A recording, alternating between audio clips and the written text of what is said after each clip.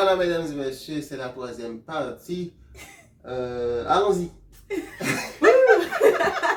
Oui, on a chaud. Donc, c'est ça, on est prêt. Donc, on vous écoute pour la troisième, j'espère, la dernière partie. Ah oui. Oui. Sinon, il va avoir trop de pleurs. Mais non, mais tout c'est pour la gloire de Dieu. Ça a été notre chemin, c'est notre chemin. Et on n'a pas, aujourd'hui, on n'a pas honte de raconter ça, c'est notre chemin. Puis quand on nous dit, est-ce que vous avez eu une belle journée de mariage? J'ai dit oui et non, parce que c'est la vérité. Mais je pense que si cette histoire-là peut toucher vraiment beaucoup Oui. de vies, C'est ça. vraiment Donc, aider beaucoup de gens. Je pense que ça nous a, nous personnellement, ça nous a vraiment beaucoup aidé pendant notre organisation ouais. de notre mariage aussi. Alors, tout pour la gloire de Dieu. Ah, donc, on était rendu le matin.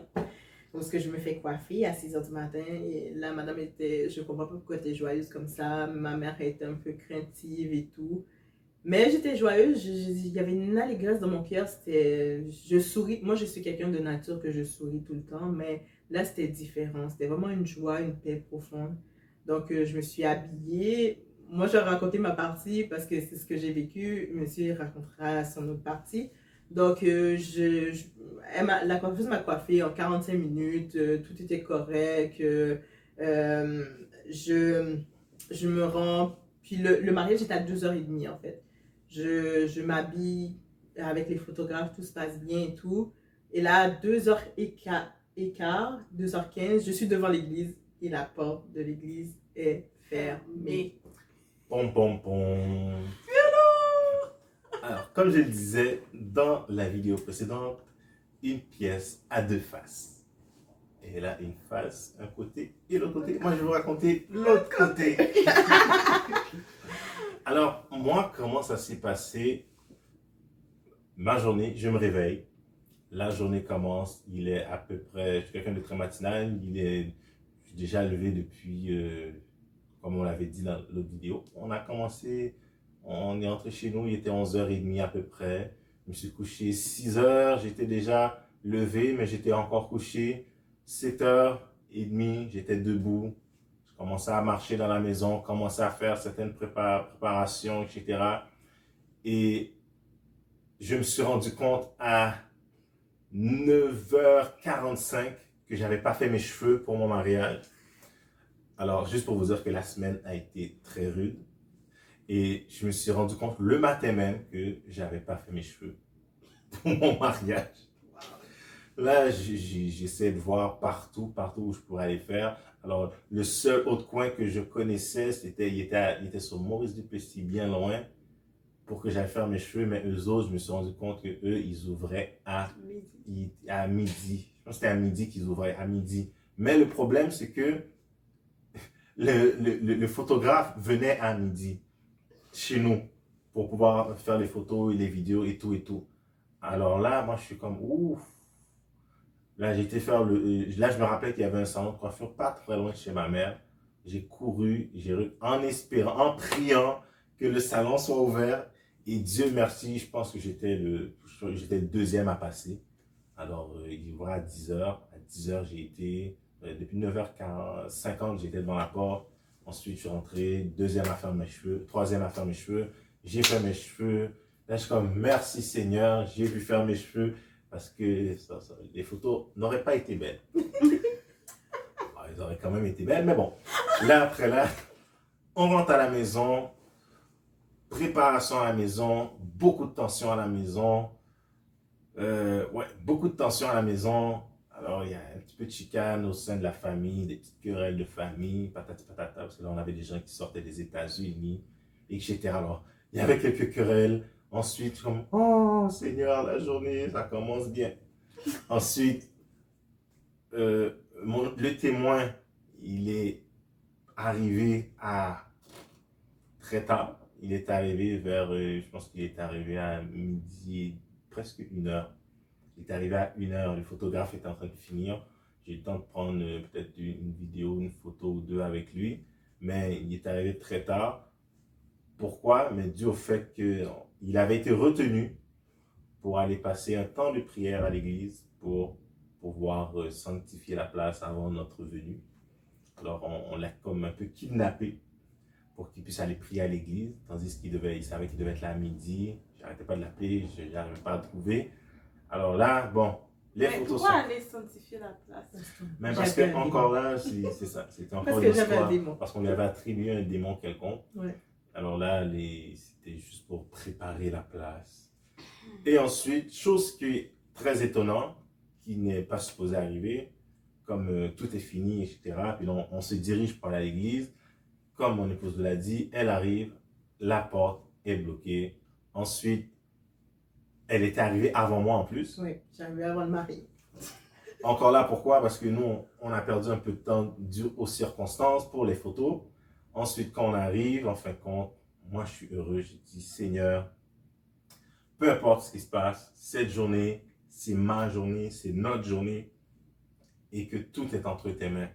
Et comme de fait, je rentre avec beaucoup d'assurance, un peu de crainte, mais j'étais vraiment heureux. Je rentre dans l'église, finalement, l'église est ouverte, on rentre.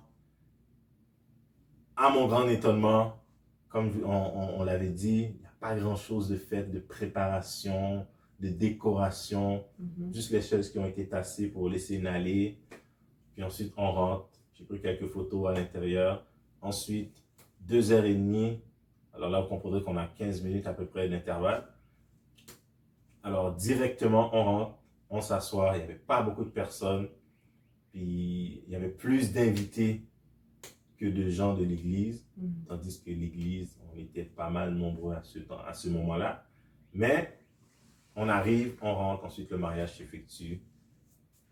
Puis, je vais laisser madame continuer. D'accord. Mais bon, j'arrive. Moi, j'étais à 2h15, j'arrive, la porte est fermée. Donc, ils arrivent 2h30, 2h45. Monsieur rentre. Et moi, je rentre. Et là, ce qui m'avait marqué aussi, j'avais le téléphone dans mes mains. Il y a ma meilleure amie dans le temps qui devait être mon témoin de mariage, ma dame d'honneur. Et là, malheureusement, elle ne pouvait pas être là. C'était des choses vraiment compliquées. Il fallait prendre des décisions vraiment compliquées. Et puis, elle n'était pas là.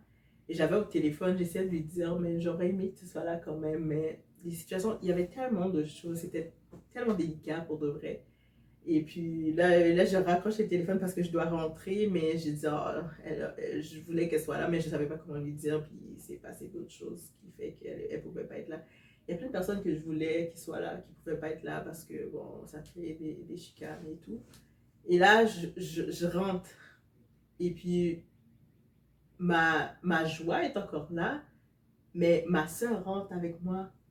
Et là, elle voit le lieu, puis elle s'est rappelée comment on se donnait. Moi, en fait, je suis née prématurément. Donc, je suis née, j'avais 5 mois et demi quand je suis née. Donc, j'ai beaucoup de séquelles dans mon corps. Donc, j'ai de l'arthrite très avancée depuis que je suis bébé. Des fois, j'avais mal, mais j'étais quand même à l'église pour décorer. Ma soeur s'est rappelée de tous ces moments-là. Puis elle voit rien, puis elle part, elle pleure, mais je comprends pourquoi elle pleure. Je comprends la souffrance. Je lui prends par la main. J'ai dit, est-ce que moi je pleure? Non, je pleure pas. Alors on va rentrer, puis on va se marier. Le mariage, c'est pas la déco. Mais je comprenais sa douleur. Puis je comprenais parce que elle voyait tellement que je me donnais. Et là, on voit. Puis après ça, j'ai dit, moi, la décoration qu'il y avait, moi, j'ai dit, c'était cute. J'ai dit, c'était cute. Arrivé là, C'est cute. Je prends tout. Je veux juste le mari, en fait. C'est juste ça. oh my god. Et là, ma mère aussi, elles sont tristes et tout. J'ai dit, non, moi, je suis heureuse, tout va bien. Et là, je rentre. Mais en même temps, à l'intérieur de mon cœur, j'ai dit, Seigneur, est-ce que ça va se passer comme ça? Les gens sont venus, les gens de l'église sont venus. Ils étaient habillés comme si c'était de la semaine. Bon, on prend pas casse, là, on regarde pas et tout. Donc, le service se fait. On sent qu'il y a comme une espèce de combat où ce que les gens veulent dire qu'on n'est pas, c'est pas la volonté de Dieu qu'on se marie. Mais là, j'ai dit, Seigneur, je suis ta servante. J'ai passé des temps difficiles avec toi. Je peux pas me marier puis pas sentir ta présence. Ça, c'était ma prière. Et d'un coup, il y a quelque chose qui s'est passé. Il y a un vent de joie. Et là, j'ai dit, Seigneur, ok, d'accord. Moi, rendu là, les bébés, ça me dérangeait même pas. Mais je voulais que la présence de Dieu soit là. Et malgré que les gens essayaient de dire des choses mauvaises, mais on dirait qu'ils n'étaient pas capables. Là, ils sont comme fâchés parce que mes parents sont là. Puis, jusqu'à temps que je finis, je me marie. On dit enfin, on est marié et femme. Et là, je dis merci Seigneur. Et là, bon, encore là, on a mal interprété ça pour dire que voilà, j'ai réussi mon plan, je l'ai eu. Mais moi, tout ça rendu là, c'était juste avoir la présence du Seigneur. Puis rendu là, j'ai dit Seigneur, merci, j'étais mariée.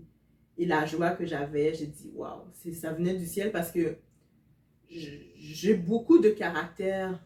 Puis même en date d'aujourd'hui, je me dis mais pourquoi j'ai vécu autant? Mais c'est après, j'ai vu que 2008 m'avait tellement détruit. Oui, j'avais grandi d'une certaine manière, mais qu'est-ce qui s'est passé? C'est que j'ai fermé la porte à 2008. C'est comme si j'étais dans un nuage, il ne s'était rien passé. Puis là, en 2013, on ouvre la porte, puis je suis encore la petite fille fragile, puis que je vis tout ça. Et à la fin du mariage, les pasteurs, ils disent « Oh, ben, on avait un rendez-vous, donc on ne sera pas à la salle. » Et là, personne de l'église est venu à la salle de réception. Mais moi, j'étais contente. Mais personne au début. Puis après, il y a eu quelques personnes qui disaient non, nous, on veut être là, on voit rien de mal. Fait qu'il y a une personne en particulier, elle a jamais changé avec moi. Puis elle a dit, moi, non, ce mariage-là, c'était à la salle de réception. Elle a dit, c'était amusant, on se sentait bien et tout. Donc, elle était là. Puis, il y a d'autres personnes qui sont venues, mais la plupart ne sont pas venues. Ils ont décidé de ne pas venir là où il n'y avait pas la présence de Dieu, à ce qui paraît. Fait que, ça a été ça, le mariage. Dit comme ça a l'air triste, mais pour de vrai, on a compris que le mariage, c'était pas toutes les flaflas autour, c'était nous deux. Et on parlait de notre témoin, puis Madame d'honneur, en fait, compte, ça a été la mère de l'Herbie. Et wow. Ouais, ça a été la mère de l'Herbie et elle a été vraiment une force. Si elle n'était pas là pour combattre à l'église, le mariage n'aurait pas eu lieu parce que ma mère n'était pas là et elle a dit bah, je vais être la mère des deux. Donc, ta mère n'était pas là. Ma mère n'était pas dans la planification parce qu'elle n'était pas à l'église, donc elle a dit bah, je vais être la maman des deux. C'est sûr que c'était pas facile pour elle, mais elle a été vraiment d'un grand soutien. Et puis, si c'était pas ces deux personnes-là, sincèrement, on ne serait pas mariés, le témoin puis la dame d'honneur. Donc, pour dire que oui, elle aussi, elle était présente dans la situation. Puis elle a dit, regarde, au début, j'étais pas contente parce que après ce que vous avez vécu, j'aurais pas voulu que vous viviez ça encore. Mais à la fin, elle a dit, ben, vous avez décidé de vous choisir, Dieu est là, ben, on va se marier jusqu'à la fin. Et puis, elle a été vraiment là. C'est pour ça qu'on ne parlait pas trop d'elle, mais c'est pour voir l'importance qu'elle a eue à la fin. Et puis, avec ma mère, à la salle de réception, c'était vraiment plus familial. Puis, on a eu un vent de « OK, mais… » OK. Puis, c'est là j'ai dit « Mais Seigneur, comme… » Je remercie Seigneur parce qu'on a vécu tout ça. Puis, maintenant, on décide de nous choisir nous. Comme… C'est nous le plus important parce que c'est nous, le mariage, c'est pas les gens. Les gens, c'est nous. C'est que j'ai appris vraiment de votre histoire, c'est que on peut avoir l'approbation de beaucoup de personnes, mais ce qui est important, c'est l'approbation de Dieu. Donc, si on a l'approbation des gens, on n'a pas l'approbation de Dieu, c'est rien. Parce que quand on rentre dans le mariage, parce que la cérémonie, c'est juste la fête, mais quand on est en train de vivre ensemble, donc, on ne va pas avoir ces gens-là. C'est toi, le mari, puis Dieu. Donc, on s'en fout de l'approbation des gens. Mais c'est bien d'avoir les gens. Si les gens veulent nous soutenir, les groupes, c'est bien. Mais si les gens ne veulent pas... Tu ne peux pas être avec quelqu'un parce que les gens ont approuvé. Là. Parce qu'en bout de ligne, si ça ne marche pas, c'est toi qui es pris avec. C'est toi qui es pris avec. Bien sûr que oui. Tu es pris avec moi. Ça c'est une bonne histoire, Je suis comme toute blague. Mais moi qu'est-ce qui m'a le plus touché et un autre conseil que je vais lancer à tous ceux qui se lancent dans le mariage ou pas forcément dans le mariage, dans un projet quelconque, mettez toujours Dieu en premier. Toujours. Et personnellement, je voyais déjà la main de Dieu agir pendant tout le processus avant le mariage, mais le moment où j'ai vu Dieu agir dans toute sa splendeur, c'est la journée du mariage. Et je vais vous dire pourquoi. Quand on est rentré, quand on est allé devant, là on dit comme ça, ah mais est-ce que vous avez choisi, patati patata, on fait les échanges des anneaux. toute la cérémonie est faite. À un moment donné, il y a un pincement de cœur que j'ai eu, c'est quand le pasteur arrive en avant et il dit, ben, je ne sais pas si l'herbier avait prié pour avoir Tasha comme épouse.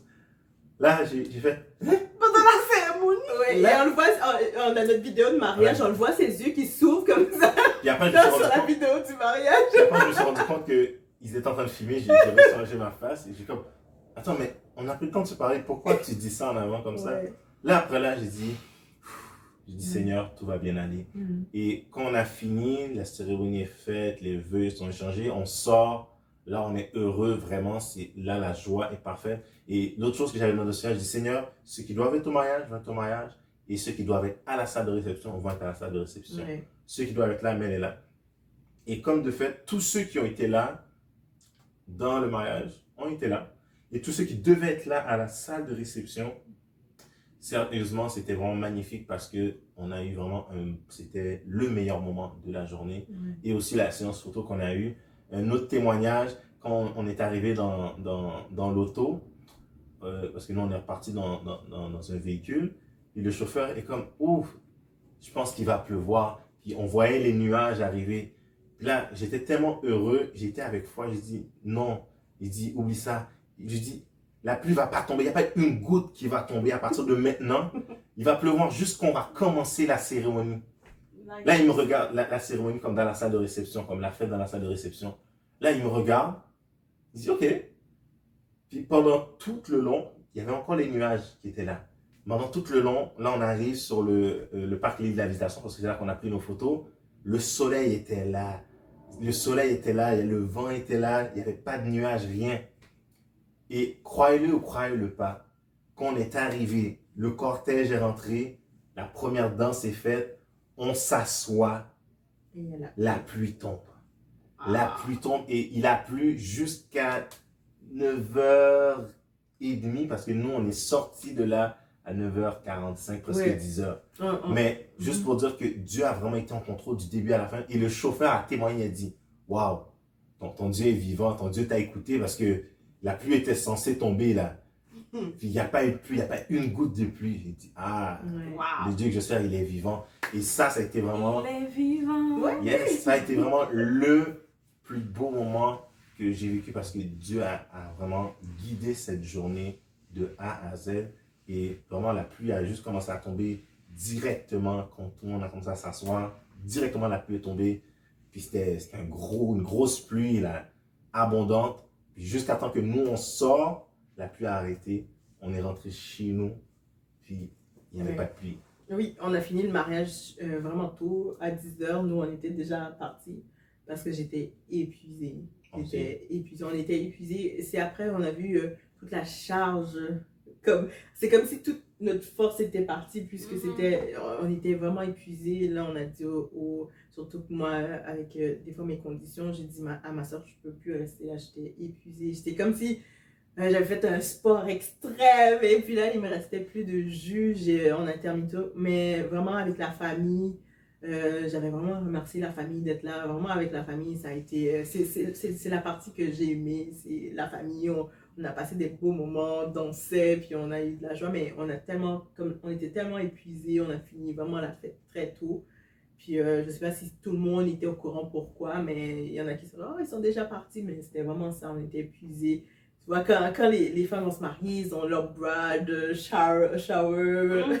Et j'ai rien connu tout ça.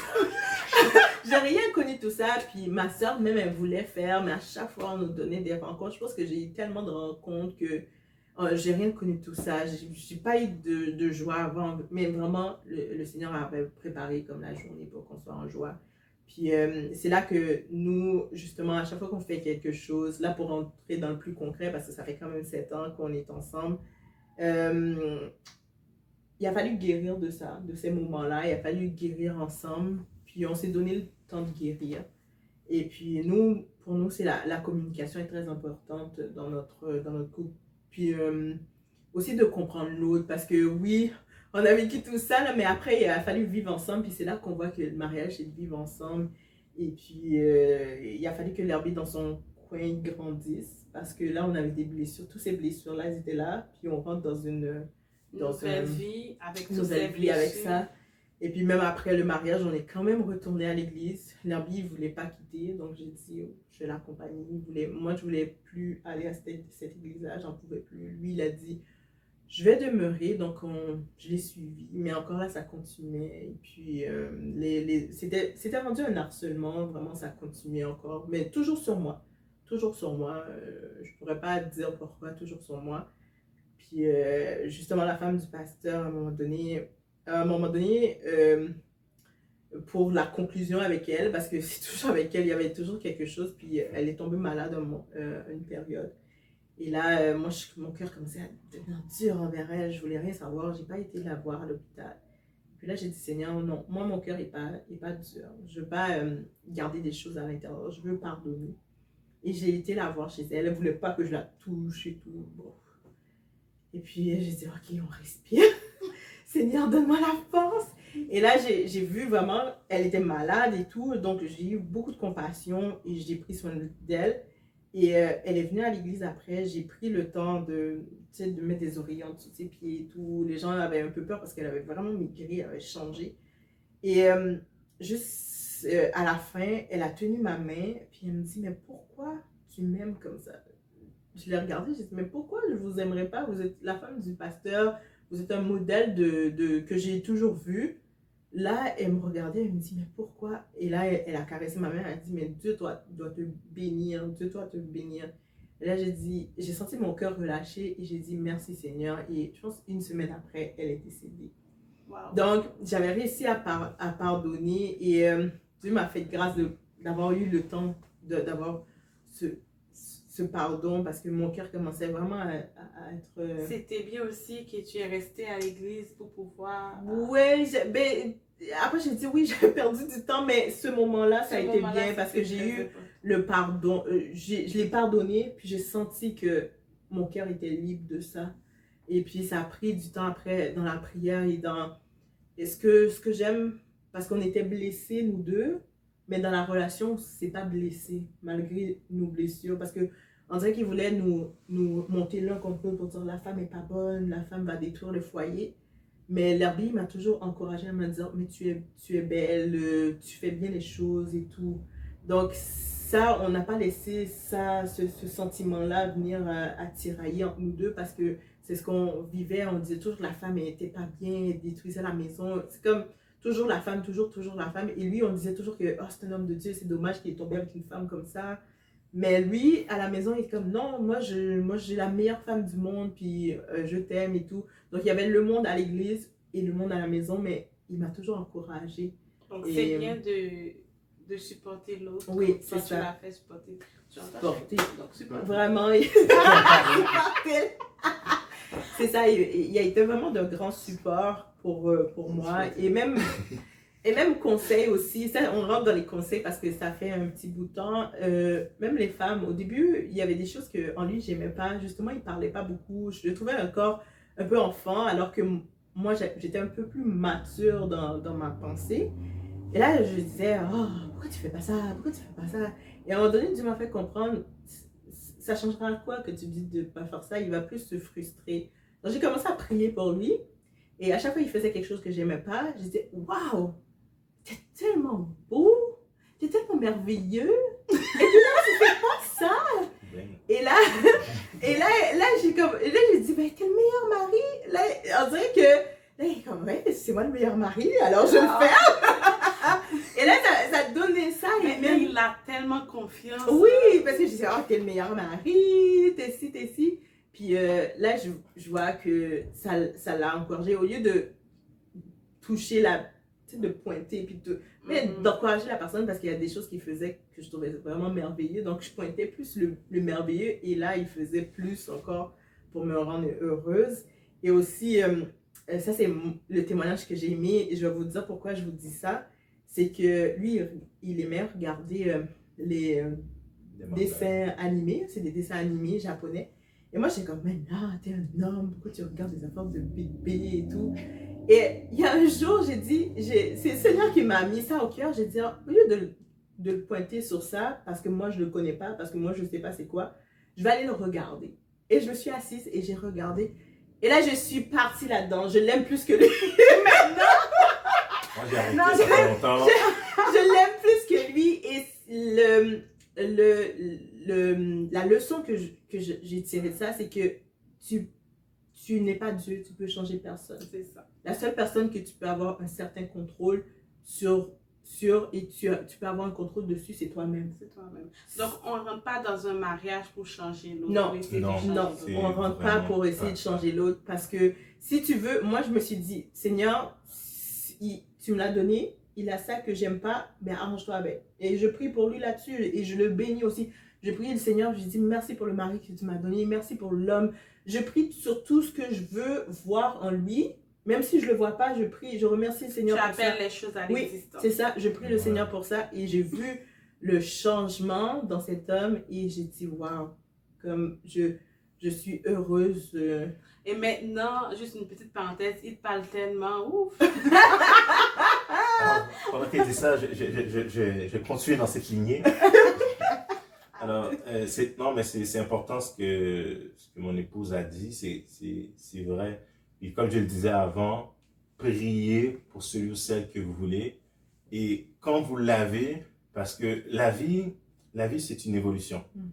Alors, quand tu es tout seul, tu es une nouvelle personne, tu vas connaître quelqu'un, c'est une chose. Mais ensuite, quand vous êtes ensemble, vous formez qu'une seule chair, c'est un temps d'adaptation encore. Parce que là, oui, on se connaît, on sort du travail, on va au restaurant, on sort du travail, on se voit à l'église, on sort du travail, on va à l'école, ou on se croise comme ça. C'est pas la même chose que tu sors du travail, tu rentres à la maison et elle est là. Voilà. Alors là, c'est une autre adaptation. Oui, Et vrai. moi, ce que j'ai toujours dit, et ce que je dis toujours à tous ceux et à celles qui me demandent des conseils ou qui nous approchent, j'ai dit, la femme que tu veux avoir, c'est toi qui dois la faire paraître. Refléter. Et vice-versa, je dis, si tu veux que ta femme soit une femme de prière, si tu veux que ta femme soit une femme heureuse, si tu veux que ta femme sache même faire à manger ou quoi que ce soit, mais c'est toi qui dois faire ces choses, se manifester en elle. C'est-à-dire, si tu veux qu'elle soit toujours heureuse, mais regarde qu'est-ce qui la rend malheureuse et change ça. C'est pas à toi de la changer, ni, je dis pas de s'accommoder, mais je dis qu'il faut que toi, tu recherches à faire ressortir ce qu'il y a en elle que tu as aimé, pourquoi tu l'as épousée. Et vice-versa envers l'homme. Parce que si on comprend que on est déjà un homme, une femme, c'est déjà très différent. Ouais. Et deux éducations différentes, c'est encore quelque chose, encore un autre fossé qui se met entre nous. Mais si on s'aime et on veut le bien-être, à l'instar de Jésus-Christ, Jésus-Christ, lui, il veut toujours voir notre bien-être. Alors, il va user de patience envers nous. Il va dire, ah, mais tu fais ça, mais on va essayer de le faire comme ça pour voir si ça peut pas être mieux. Au lieu de dire, oh, mais non, mais t'es pas bon. Il est peut-être vraiment pas bon dans le domaine, mais au lieu de dire il est pas bon, on va dire, oh, mais regarde, t'es meilleur. Ou sinon, ah, mais t'es meilleur dans tel domaine. Ou si dans ce domaine-là, il est pas bon, mais au lieu de dire t'es pas bon, tu vas dire, oh, mais regarde, tu peux t'améliorer. C'est oh, ça. T'as bien fait. Oui, il a bien fait. Même si c'est mal fait, il a bien fait. Pourquoi? Parce que il a fait avec toute sa force. Et c'est là, c'est comme il pouvait le faire qu'il a fait. Alors, quand tu l'encourages, comme mon épouse disait, m'encourager aussi, ça m'a permis de changer. En l'encourageant, ça l'a permis aussi de changer et de voir que là, on a grandi, on va mieux ensemble. Et c'est ensemble qu'on l'a fait. Et c'est ça qui vient à solidifier un mariage. C'est pas forcément juste le temps de consécration, le temps de préparation, le temps de se connaître qui est le plus important, quoi qu'il est nécessaire. Oui.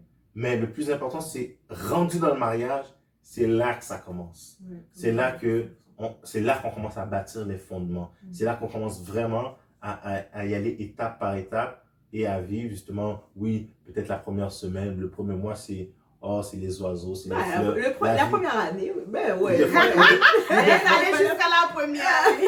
La première année, c'est tout beau, c'est tout cute, c'est tout mignon. Donc ça veut dire nous, on doit se préparer pour la prochaine année. Ce serait bien. Ce serait bien. Je vous conseille. Mais c'est ça, alors, tu sais, la première année, c'est vraiment là où on met une base. Et ensuite, après, vraiment, c'est là que les vrais défis vont arriver. Puis c'est là qu'on va voir comment on va passer au travers. Et c'est toujours ensemble. Oui. Alors, moi, qu'est-ce qui m'a le plus aidé aussi, c'est que je n'ai pas laissé de tierces personnes. Souvent, on le dit, ou souvent, c'est dit dans les pasteurs, ils vont le dire dans les mots, ne laissez personne comme s'ingérer dans votre mariage.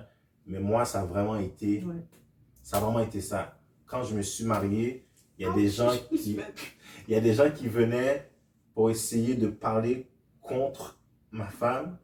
Et là, je les regardais. Tu dois le bloquer. Je les ai bloqués, puis les gens étaient comme, oh, mais t'étais pas comme ça avant. Ben, c'est ma femme. Là, j'ai dit, ben, c'est normal. Si ça t'a changé, je dis, mais j'avais pas le choix de changer.